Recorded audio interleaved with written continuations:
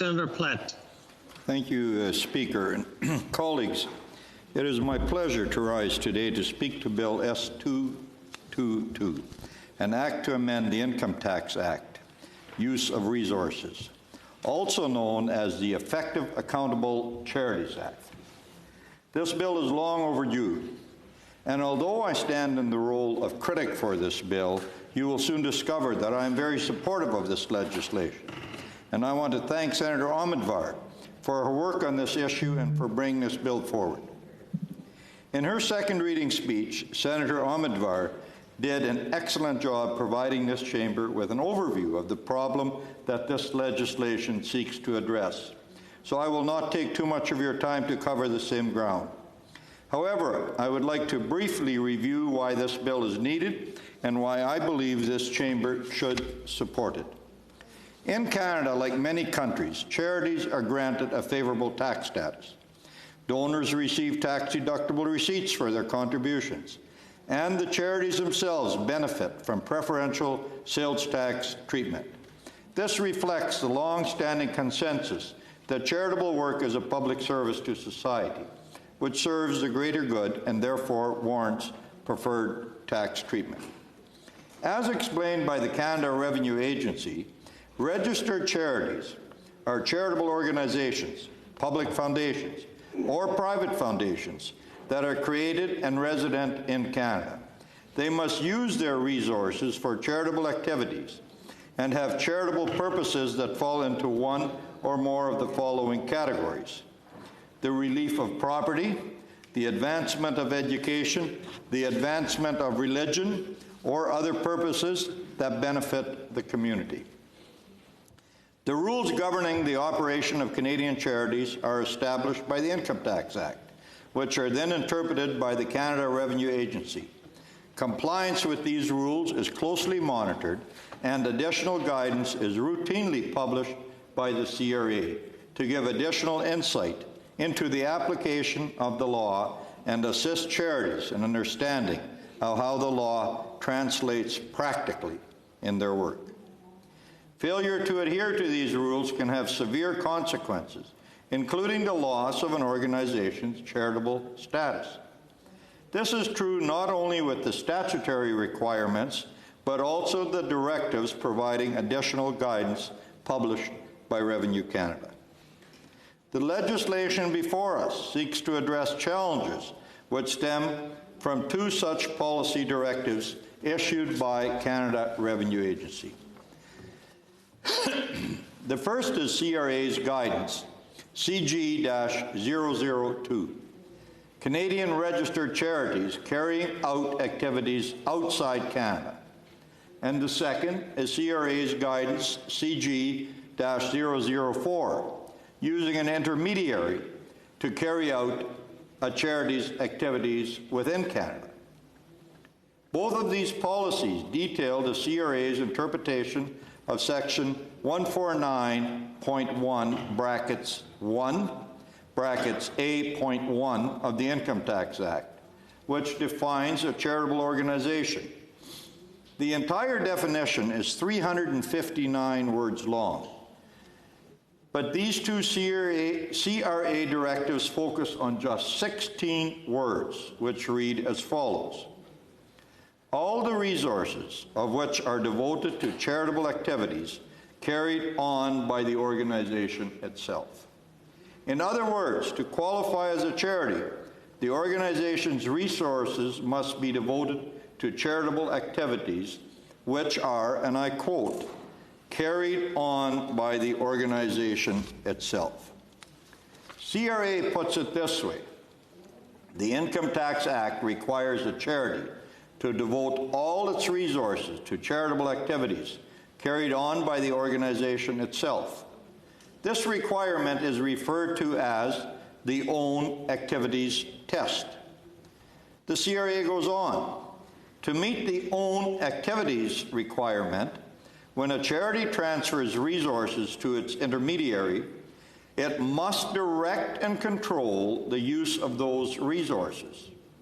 This means the charity must make decisions and set parameters on significant issues related to the activity on an ongoing basis, such as how the activities will be carried on, the overall goals of the activity, the area or region where the activity will be carried on, who will benefit from the activity, what goods and services the charity's money will buy, and when the activity will begin and when it will end. The key words here are direct and control. Anytime a charity wants to work through an intermediary that is not another Canadian charity, it must direct and control that organization. This has proven to be extremely problematic for charitable organizations. In a publication prepared for the Pemsl Case Foundation entitled Direction and Control, Current Regime and Alternatives, Teresa Mann and Terence Carter summarize these difficulties and challenges with the following 7 points. Number 1, the policy has resulted in an outdated international development approach. And I quote, requiring charities to have a top-down approach, to exercise direction and control, to dictate the charitable activities and how they are carried out, is imperialistic, parochial, and offensive. It is fundamentally at odds with current international development philosophy that recognizes the importance of developing, empowering partnerships with local communities and non-government organizations. And it is inconsistent with the Canadian government's policies on working with First Nations and international communities. Number 2, the policy has created uncertain CRA requirements. The Pemsl paper says, many of CRA's requirements do not clarify which requirements are mandatory and which ones are optional. These uncertainties often result in charities erring on the side of caution by treating all of them as mandatory requirements and thereby making compliance even more difficult. Number 3, the direction and control policy is impractical and unrealistic to comply with. And I quote, the top-down approach to exercise direction and control is undesirable, impractical, and unrealistic in many respects, reflecting an environment of micromanagement that deters and distracts charities from focusing on delivering the programs, requiring the charities to know all the details of a project from start to finish before the project begins in order to give direction and control is impractical and unrealistic. This approach also ignores the benefit of relying on the expertise of the local partner doing the work on the ground. Number 4, the policy creates high administrative costs.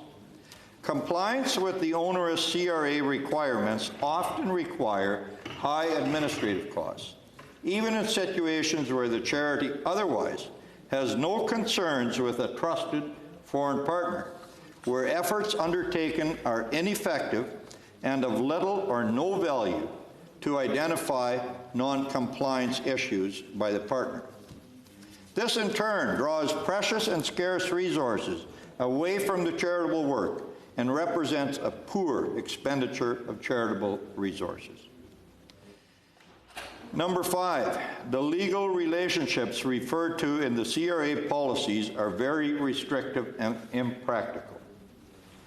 They do not reflect the diversity of relationships that charities need to enter into when carrying out programs outside Canada in different contexts. Number 6, the policy is inconsistent with other jurisdictions. The direction and control mechanism requiring the programs to be the own activities of the funding Canadian charity is an outlier in the world and not easily understood. It is inconsistent with successful mechanisms utilized by other countries such as the US, England, and Wales. Number 7, the direction and control policy is conflated with the prevention of financing terrorist organizations. There is a perception that any alternative solution to solve the direction and control problem might become an impediment to the government's efforts to prevent terrorist activities and financier by taking away the enforcement tool of direction and control. The Canadian Council for International Cooperation has noted that the direction and control policy harms charities regardless of whether they are working domestically or internationally. For example, in the international arena, the policy prevents Canadian charities from donating to emergency pooled funds. They cannot be part of a rapid response intervention, which pools funds from multiple charitable sources, because to do so would require the Canadian charity to directly control and fully account for the use of all the funds. Furthermore, they cannot donate to the advocacy campaigns, and they cannot donate to non-charitable institutions such as hospitals. Domestically, the CCIC notes that direction and control policy undermines partnerships, weakens sustainability, and hinders coordination. Canadian charities can't work horizontally with Indigenous partners and communities, and instead have to come in as the boss, directing and controlling everything.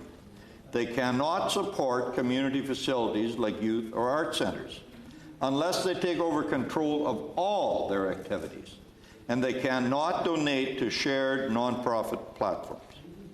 Colleagues, the purpose behind direction and control is well-intentioned.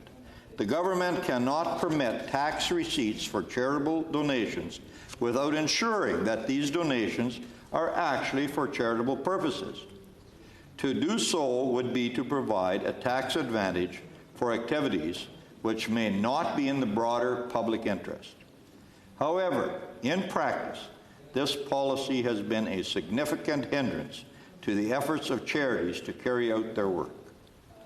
Last fall, my office was on a Zoom call with representatives from Samaritan's Purse and Canada Food Grains Bank. They underscored how difficult the direction and control policy was making it for them to respond to the immense needs presented globally by the pandemic.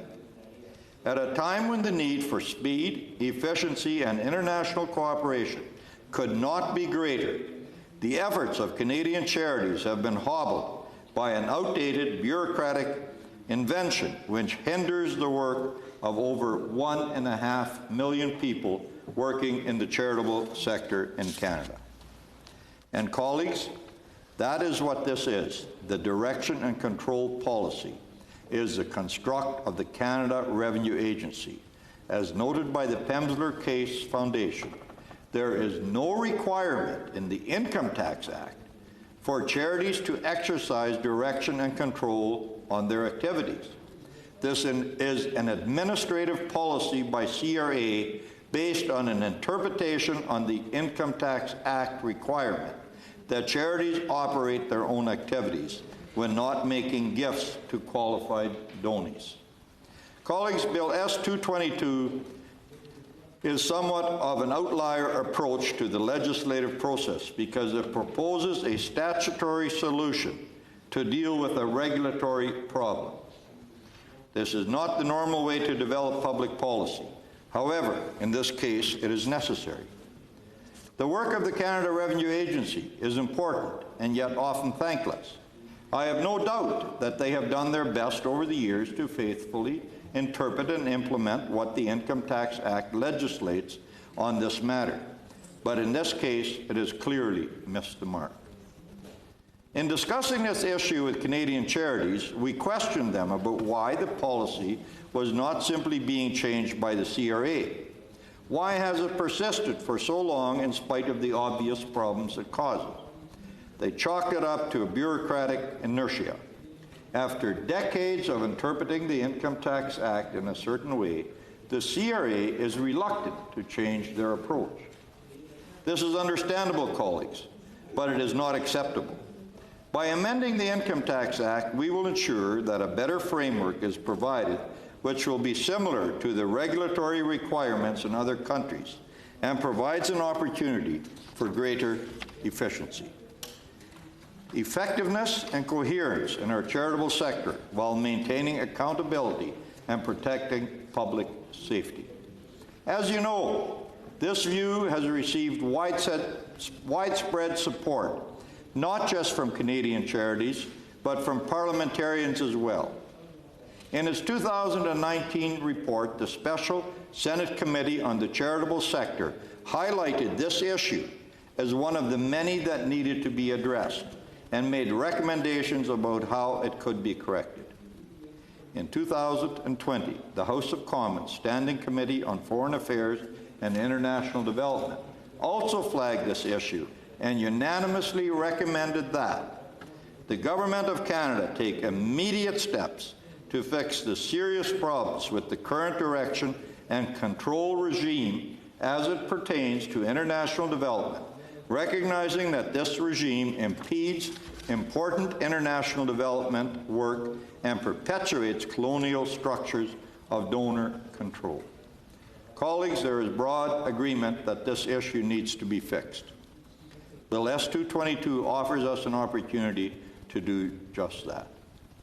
And as noted by the Pemsel Case Foundation's report on direction and control, an ideal solution for the charitable sector in this regard would be to undertake a thorough revamp of the income tax regime governing registered charities, to come up with a modern, coherent, and empowering frameworks, including an efficient mechanism for charities to engage in international charitable work or work in Canada with non-qualified donees. However, such a reform would likely take years to accomplish.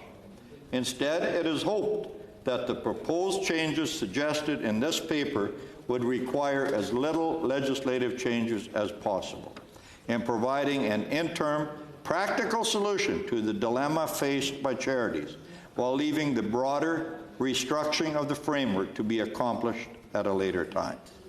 Colleagues, no one is suggesting that this bill is perfect, but it is unquestionably a giant step forward.